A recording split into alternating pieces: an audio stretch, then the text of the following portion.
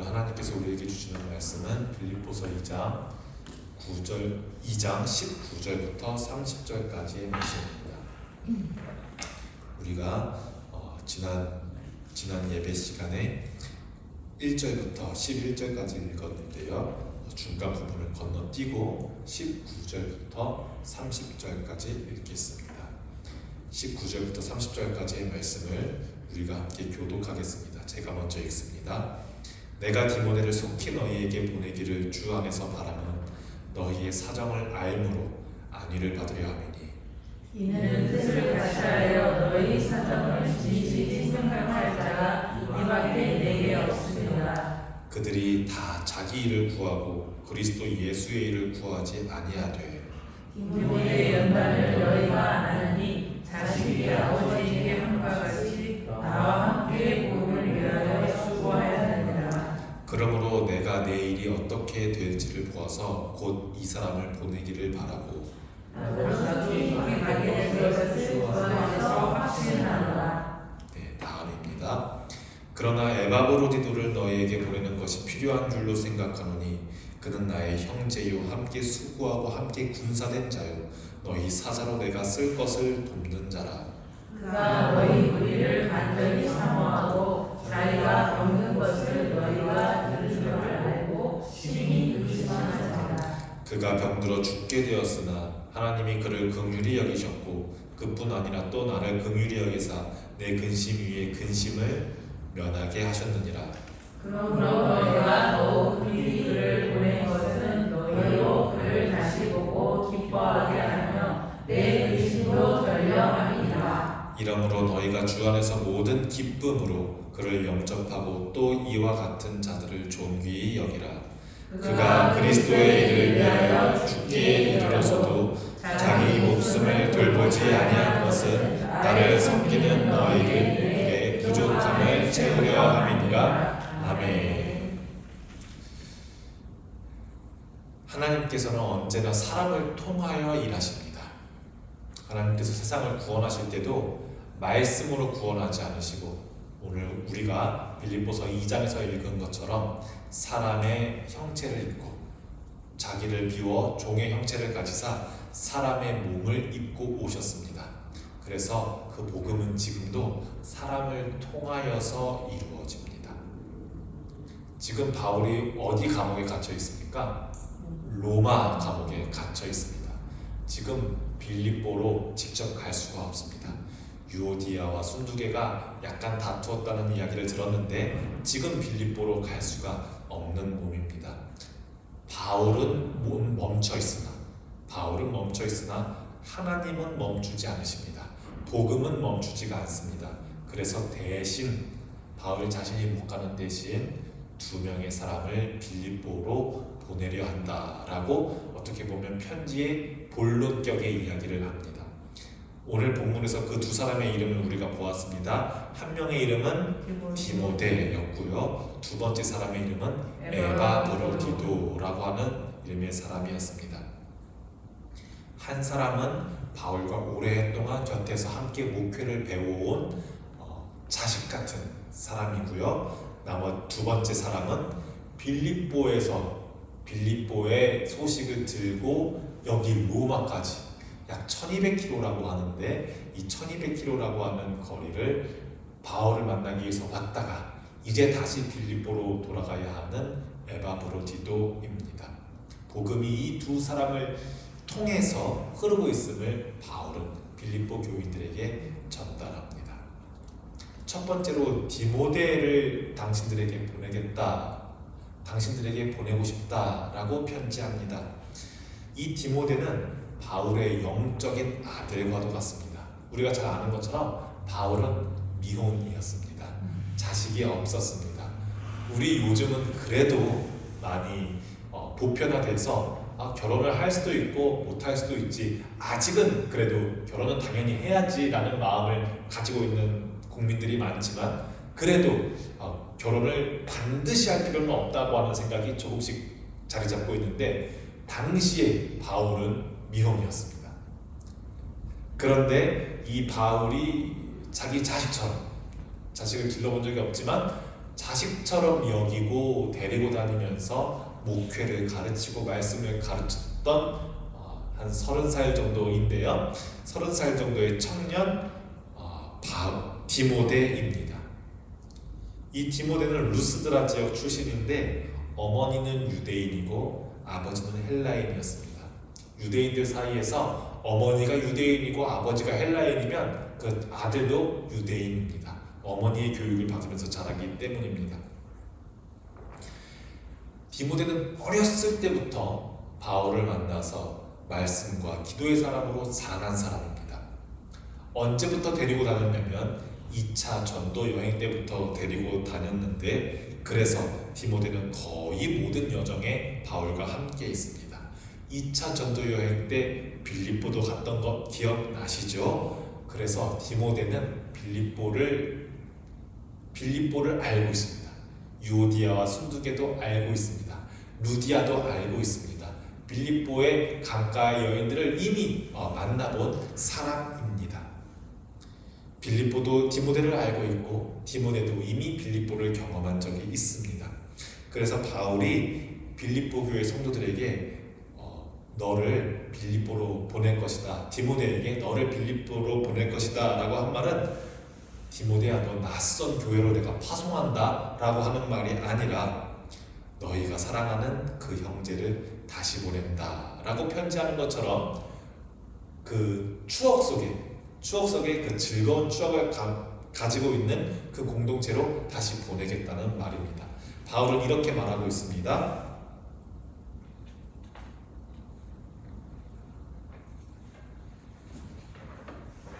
20절에 나옵니다. 그와 같이 진실하게 너희 사정을 생각하는 자가 없다. 디모데처럼 너희 빌립보 교회를 끔찍이 생각하고 기도하는 사람이 디모데 말고 없을 거다 라고 말하면서 디모데가 얼마나 빌립보 교회를 사랑하는지 이야기합니다.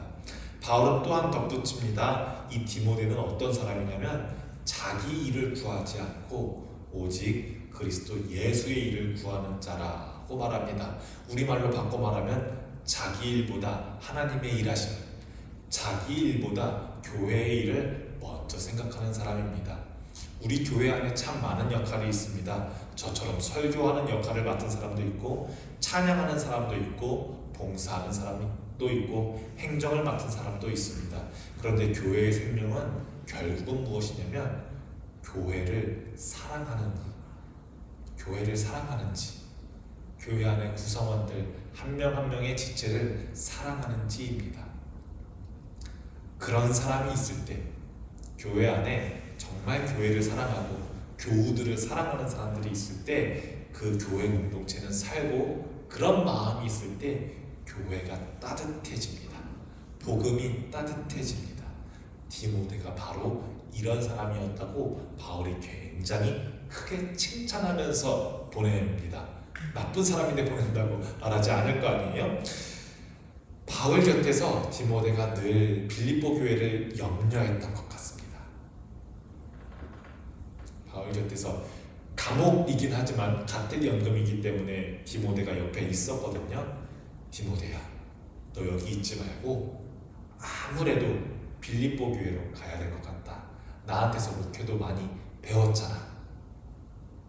지금 빌립보에 약간의 다툼이 있는 것 같은데 너가 가보아라 라고 말합니다. 왜 지금 디모데와 에바브로디도를 보내기 전에 그리스도의 겸손 케노시스를 이야기했는지 조금은 이제 퍼즐이 끼어 맞춰지는 느낌이 들지 않으신지요? 디모데가 그리스도의 겸손이 배어져 있는 사람입니다.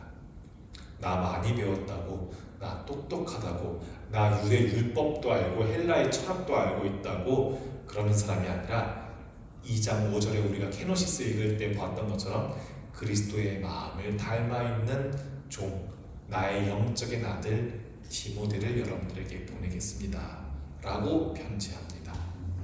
그리스도의 겸손, 그분의 순종하심이 디모데에게 있었습니다. 그래서 디모데도 바울의 말에 순종해서, 예수님께서 하나님의 말씀에 순종한 것처럼 바울에게 순종해서, 이 로마가 사실 더 좋거든요. 같은 연금이긴 해도 로마가 훨씬 좋은 것이거든요. 좋은 곳이거든요.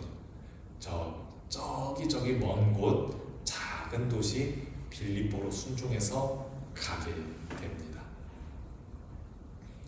이제 나의 종은 아니죠. 나의 아들 디모데를 보내고 또 한 사람 보낼 사람이 있는데 바로 에바브로디도입니다. 에바브로디도는 바울이 데리고 있는 사람이 아닙니다. 엄청 먼 길을 거쳐 지금 로마로 이제 막 도착한 사람이에요. 빌립보의 소식을 들고 바울에게 알려주고 싶어서 먼 길을 떠나 로마에 도착해 빌립보 소식을 듣게 돼서 바울이 엄청 기뻐하거든요. 그 기쁜 소식을 가져온 에바브로디도를 여러분들에게 내가 다시 보낼게요 라고 말하는 사람입니다. 이 에바브로디도라는 이름의 뜻은 에바브로디도, 여러분 그리스 로마 신화에 나오는 신 중에 비슷한 이름이 생각나지 않으세요? 바브로디도, 아프로디테의 은혜로운 자라고 하는 이름의 뜻을 가지고 있는 헬라인입니다. 에바브로디도는 빌립보가 당연히 헬라 도시니까요. 당시 빌립보로부터 로마까지는 약 1200km 거리였습니다. 차량이 없는 당시로서는 엄청나게 먼 거리입니다.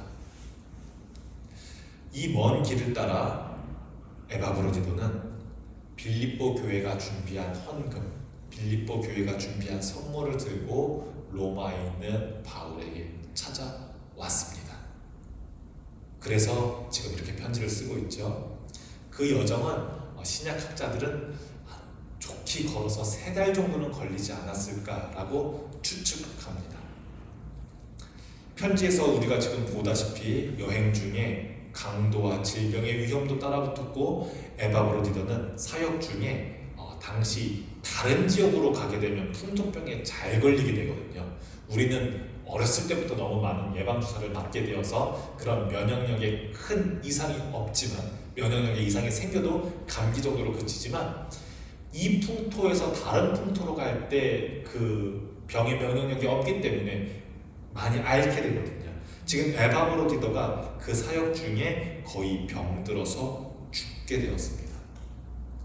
하지만 에바브로디도는 빌립보의 헌금을 바울에게 전달하는 것을 포기하지 않았습니다. 자기가 아프다는 사실보다 참 26절을 읽어보면 짠합니다. 26절을 읽어보면 짠한데, 자기가 아픈 것보다 혹시라도 빌립보 교회의 헌금을 들고 로마로 가는 내가 병 걸렸다는 소식이 빌립보 교회에 전해질까봐 그걸 더 염려했다고 바울이 말합니다.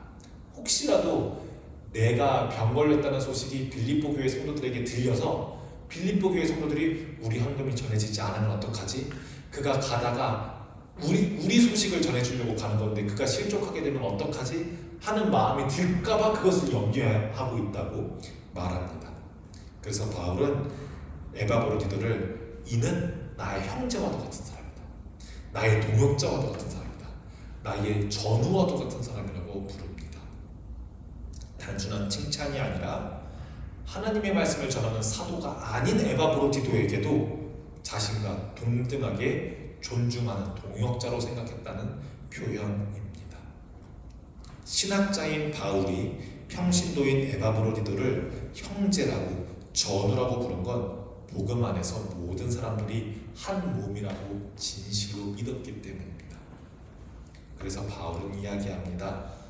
그가 그리스도의 일을 위하여 자기의 목숨을 돌보지 아니하였다.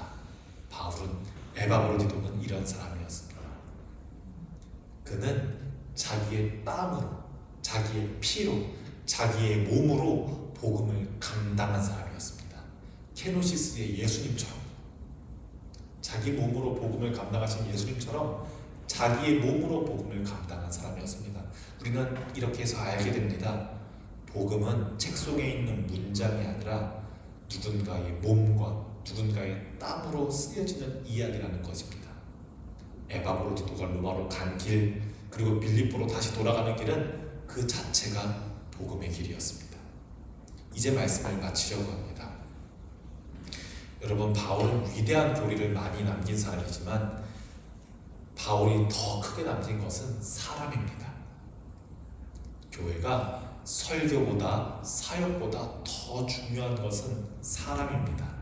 디모데와 에바브로디도 두 사람을 통해 복음이 이어졌습니다. 하나님은 오늘도 그렇게 일하십니다. 어떤 사람을 통하여 교회를 세우시고, 사람을 통하여 위로하게 하시고, 사람을 통하여 복음이 전해지게 하십니다. 누군가는 마음으로 교회를 사랑하는 디모데처럼, 누군가는 복음으로, 누군가는 몸으로 교회를 섬기는, 몸으로 복음을 담당하는 에바브로디도가 됩니다. 우리 모두는 그 사이 어딘가에서 부름받은 사람입니다. 복음은 오늘도 사람을 통해 흐릅니다. 하나님께서 여러분들을 세상 가운데 보내실 때 그 길 위에서 하나님의 사랑을 보게 될 줄로 믿습니다. 기도하겠습니다. 주님, 바울이 기쁨 가운데 디모데와 에바브로디도를 빌립보에 보내는 것처럼 우리가 디모데처럼 교회를 마음으로 사랑하게 하시고 에바브로디도처럼 몸으로 교회를 사랑하게 하옵소서.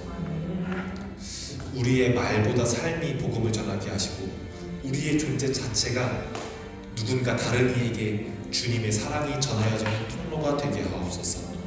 예수 그리스도의 이름으로 기도합니다. 아멘.